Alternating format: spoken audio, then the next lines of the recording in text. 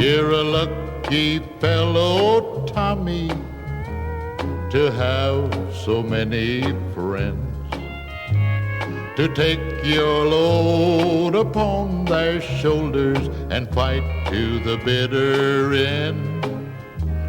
Tell Dad we thank him, Tommy, for taking up our cause. For without people like him, boy, our country would be lost. Dear Tommy, this is the birthday thank you from us guys on the battlefield. And we want you to thank your dad for his and tell him how good his letter made us feel. We're sending it to you, Tommy, through a guy named Joe, who's here with all the rest. And this way the whole world will know how we feel through the medium of the press. I don't guess you know how fortunate you are, and someday you'll reflect about the joy of playing baseball and catching grasshoppers, just being a 100% American boy. And there are other things you'll remember too, that right now halfway around the world in Vietnam, you're a pretty important celebrity to some real swell fellas, and each one sort of puts you in the place of his own son. Yes, they are the men who march and fight in these steaming jungles, and they know that they will maybe die for liberty. And sometimes when it's quiet and they think, why?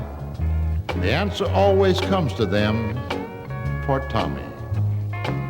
They know you, Tommy, because of this letter your dad wrote to them, saying not to worry about those demonstrations by beatniks, slackers, and cowards, because most folks do care and hate their implications. And about the draft card and flag burners, pay no attention to what they've done, for in every crystal clear lake or ocean, there's bound to be a certain amount of scum.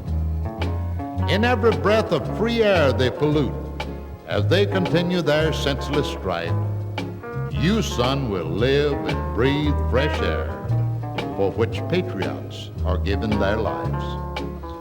Dad said, I too fought many years ago, and I too bled on the other side of the sea.